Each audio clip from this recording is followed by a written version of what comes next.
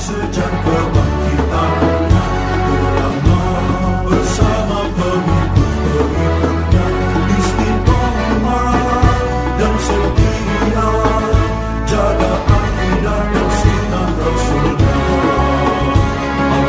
Alhamdulillah segala puji baginya ulama bersama pengikut-pengikutnya istiqomah dan setia menjaga agama nusa dan bangsa.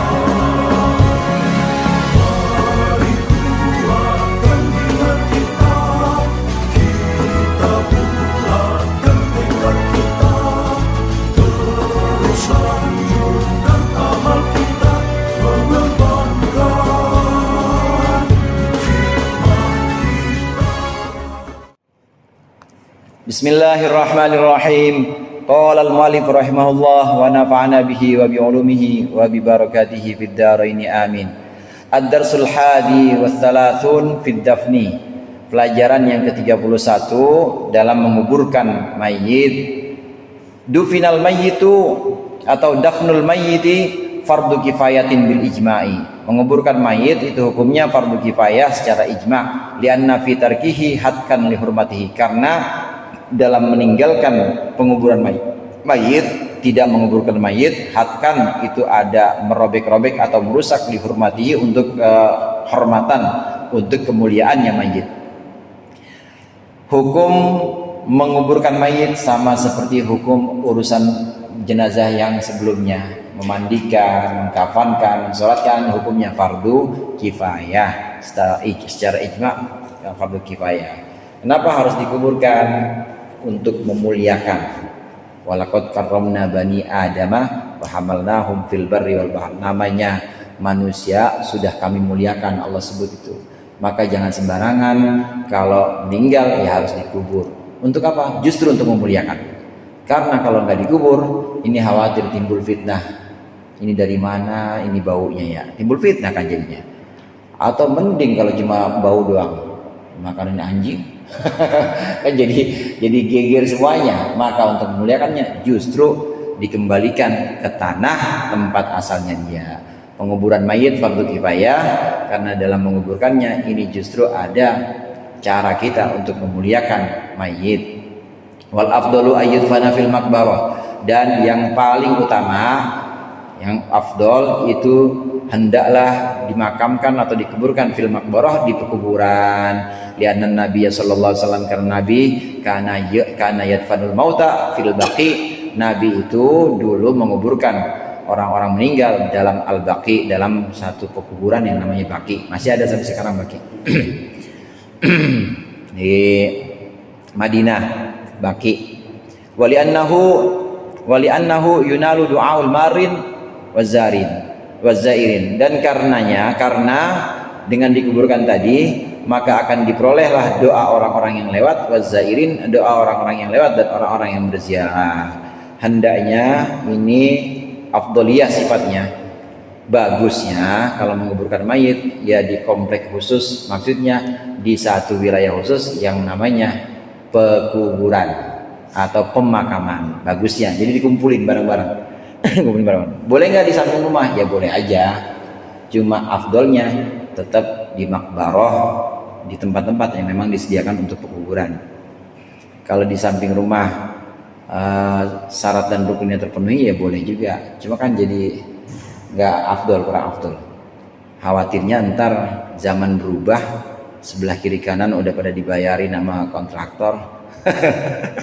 Sini cuma ada satu, di gimana akhirnya dilepas juga sama dia kan, khawatir begitu kan. Kalau udah di makam umum udah ini, insya Allah diurusin sama Ustaz Haji Nasir, sama Abang Mutar, semuanya itu udah dijamin utamanya. Nah selain itu hadirin, selain di satu wilayah makbaroh atau khusus pekuburan dengan terpusat di situ, maka akan dapat doanya orang yang ziarah nanti. Jadi yang ziarah kan beda, kalau dimakamin di rumah orang pengen ziarah juga, kalau ziarah doang nggak ketemu sama ahli warisnya kagak enak, kalau ketemu warisnya doang nggak ziarah juga kagak enak kan, jadi bingung. Tapi kalau ke makam mau jam setengah 12 juga apa-apa, nggak usah izin sama saya. Misalnya nggak usah izin sama ahli waris, mau berangkat boleh-boleh aja. Ziarah, dan bahkan orang yang lewat itu juga bisa ikut doain. Begitu lewat buat masjid Al-Fatihah, begitu lewat. Atau doa-doa yang lain buat semuanya, ahli kubur sini Fatihah didoakan.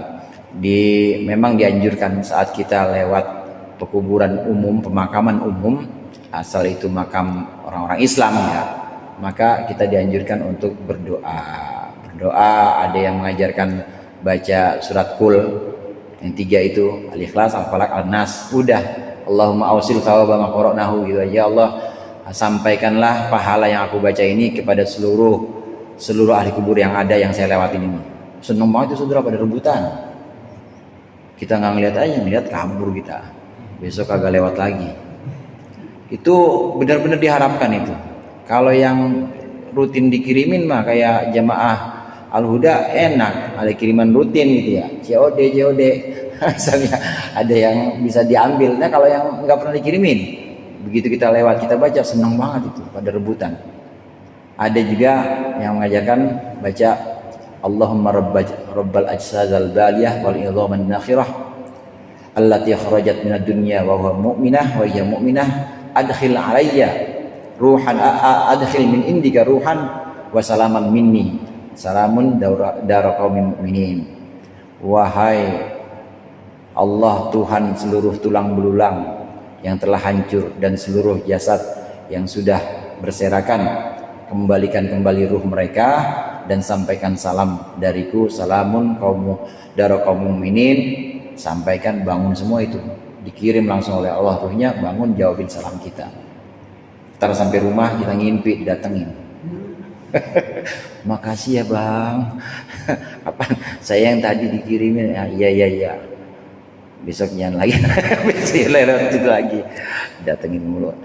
Tapi betul itu sangat senang itu, ahli kubur kita lewat aja itu sangat senang. Aqallu dafni wad'ul mayyiti mustaqbilal qiblati fi hufratin taktumu raihatahu. Minimal menguburkan mayit, ini syarat paling sedikit, meletakkan mayit mustaqbilal qiblati dalam keadaan menghadap kiblat, fi hufratin dalam satu lubang, taktumu raihatahu yang bisa menyembunyikan baunya mayit, wa tahrusuhu minas sibai dan bisa melindungi mayit dari binatang buas. Minimal gali aja lubang, kira-kira itu bisa menutup baunya dan bisa melindungi dia dari galian atau dari cakaran binatang buas, biawak, ada apa gitu, supaya nggak ketahuan baunya dan juga supaya nggak dihancurkan oleh binatang buas. Berapa ukurannya ya kira-kira aja, kalau kira-kira 1 meter cukup, 1 meter misalnya. Ini minimalnya, minimal yang bisa menutupi bau dan bisa melindungi dari binatang buas. Tapi kalau yang mau sempurna ini, wal akmalu ayyusi'al qabra wa yu'maqu qadra qamatin wa basatin. Yang paling utama, yang paling sempurna, hendaklah kuburan itu diperluas dan juga diperdalam, qadra qamatin wa basatin, sekiranya seukuran sak dedek sak pengawe. Sak dedek sak pengawe itu 1 diri dan lambaian tangan. Diri dan lambaian tangan. Kalau diri aja kan segini, Bang Haji 170 ya, 170 doang. Selambaian tangan 2 meter dah, 2 meter kira-kira. Qadrah bastoh qamah bastoh itu diri melambaikan tangan seukuran itu ya. Yang ini ukuran umumnya orang dewasa, jadi kira-kira 2 meter kalau mau sempurna. Kalau 1,5 meter kira-kira udah aman ya boleh juga, tapi yang sempurna itu 2 meter. Apa hadisnya? 5 rawa Hisham bin Amir radhiyallahu anhu ma'ana Nabi sallallahu alaihi wasallam qala lahum, bahwasannya Nabi Muhammad berkata kepada para sahabat, kepada mereka, yauma Uhudin. Ini Uhud bacanya Ustaz ya, jangan yauma Ahadin. Yauma Ahadin mah malam Senin sekarang nih. Yauma Ahadin hari Minggu. Uhud itu kiai Uhud ya namanya kagak ada harapatnya. Yauma Uhudin, hari atau pada saat perang Uhud, selesai perang Uhud, ikhfiru wa ausi'u wa amiqu, galilah dan luaskanlah dan juga perdalamlah. Ini dasar hadisnya.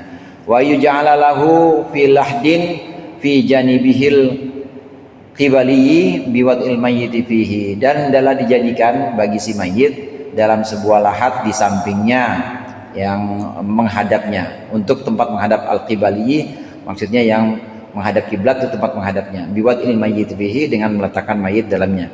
Lima soha, karena hadis yang sahih, an Sa'ad bin Abi Waqqas radhiyallahu anhu annahu, bahwa sesungguhnya Nabi bersabda, qala fi maradihi, berkata dalam sakitnya, alladzi mata fihi, ilhadu li lahdan, buatkanlah lahat li untukku, lahdan dengan satu liang, satu lahat, wa ansibu alal labini nasban, dan dirikanlah oleh kalian di atas labin itu semacam tanah merah, nasban untuk sebagai penyangga. Kama sona'a, maaf ini yang berkata adalah Sa'ad bin Abi Waqqas, kama sona'a, sebagaimana kama suni'a bi Rasulullah sallallahu alaihi wasallam, sebagaimana dilakukan oleh terhadap jenazah Rasulullah sallallahu alaihi wasallam. Sahabat Sa'ad bin Abi Waqqas ini dalam sakit terakhirnya menjelang wafat, beliau pesan kepada orang-orang, buatkan saya liang lahat, kemudian tegakkan jasad saya, maksudnya dirikan jasad saya berdiri dengan labin atau dengan tanah-tanah sebagaimana dilakukan itu semua kepada Rasulullah. Jadi Rasulullah seperti itu, lahat. Ada dua macam memang saudara, ada yang bentuknya lahat, ada yang bentuknya biasa. Kalau lahat itu di Jakarta rata-rata lahat. Jadi dibentuk, kalau kiblat sebelah sana ya buat gini ya, dibuat di galian lubang, jadi dalam lubang itu dibuat cegokan lagi, dibuat cegokan lagi, lubang landak, kalau bahasa kampungnya lubang landak ya. Iya, bahasa Jawa kalau nggak salah lubang landak juga sebenarnya, lubang landak itu lahat itu lubang landak. Nah, saya pernah juga di daerah Jawa juga waktu itu lihat nguburin itu yang nggak seperti itu. Jadi bagaimana, lubang aja biasa, cuma agak kecil. Jadi kalau di atas biasa 2 meter ya tingginya, lebarnya biasanya 50 meter ada bang, 80 ya, 80 dari atas, dari permukaan ke bawah tuh 80. Nanti di bawah dibikin kecil lagi, lebih kecil, pas, cuma nggak dibikin lahat. Jadi boleh dua, boleh dibikin lahat, boleh dibikin tengah-tengah itu agak kecil, Bikin got gitu ya. kayak bikin got, betul bisa, kayak bikin got. Nah baru di situ taruh papan. Situ itu bedanya lahat dengan yang bukan lahat, lubang landak yang dengan lubang yang biasa. Nanti setelah itu ditaruh, dihadapkan ke kiblat, kemudian ditaruh gelu, itu jawabnya apa namanya? Iya, bola tanah, namanya apa? Gelu ya. Kalau Jawa gelu ya namanya ya, gelu. Gelu namanya, gelu. Taruh 6 ya, 6 atau 5? 7 itu minha khalaqnakum wa fiha nu'idukum, dan sudah dibaca itu taruh ini itu dah ya. 7 yang bacain 7 orang. Yang bacain kiai 7 orang, yang meninggal orang soleh yang baca 7 orang kiai, dibikin dulu. Jadi dibuat sandaran seperti ini di belakang sini, bola tanah itu ya gelu namanya, bantalannya. Abdolnya seperti itu, dan menghadap kiblat. Hadirin jamaah rahimakumullah, kubur atau barzah itu bagian dari akhirat, bagian dari akhirat. Kenapa orang Islam nggak boleh disatuin sama orang kafir? Karena itu udah bagian akhirat. Di akhirat itu wasiqal ladzina taqaw rabbahum zumara, udah masing-masing, udah masing-masing barisannya orang beriman, yang ada imannya pernah syahadat walaupun pas akad nikah doang, tetap dia golongannya situ. Ya udah, kuburannya di situ. Nah, sedangkan yang nggak pernah menyaksikan, yang tidak pernah bersaksi bahwa tidak ada Tuhan selain Allah, bahwa Muhammad adalah Tuhan Allah, ya jangan di situ. Kenapa? Karena memang udah terpisah, itu udah akhirat masuknya. Oleh karenanya nggak boleh dicampur. Ini udah udah aturan Islam. Kenapa? Karena udah akhirat, udah masuk bagian akhirat. Bukan berarti kita eksklusif atau bukan berarti kita ini anti gitu, bukan. Tapi emang itu udah bagian akhirat lah. Udah lain, bukan wilayah dunia. Kalau dunia mah nggak apa-apa, ngopi segelas sama orang muslim juga nggak apa-apa. Iya, makan senampan 4 orang, satu Islam, satu Hindu, satu Konghucu, nggak apa-apa, boleh itu mah. Kalau di dunia campur-campur aja nggak apa-apa dah kita. Artinya bergaul, main nggak apa-apa. Tapi karena itu udah bukan dunia, itu bagian akhirat, harus dipisah. Karena udah ada hukumnya sendiri-sendiri. Di akhirat nanti orang-orang yang dibangunkan dengan keimanan ya sendiri, dipisahin sama malaikat. Nanti yang dibangunkan dengan tanpa keimanan ya sendiri barisannya, tidak boleh disatukan. Wa yu'ayudu arasuhu inda rijlil qabri thumma yusallu min jihati ra'sihi birifqin lima ruya Ibnu Abbas radhiyallahu anhu an Nabi sallallahu alaihi wasallam sulla min qibali ra'sihi sallan wallahu a'lam bishawab. Insyaallah kita lanjutkan pertemuan yang akan datang. Lebih kurangnya saya mohon maaf. Mudah-mudahan bermanfaat. Wallahul muwaffiq ila aqwamit thoriq. Wassalamualaikum warahmatullahi wabarakatuh.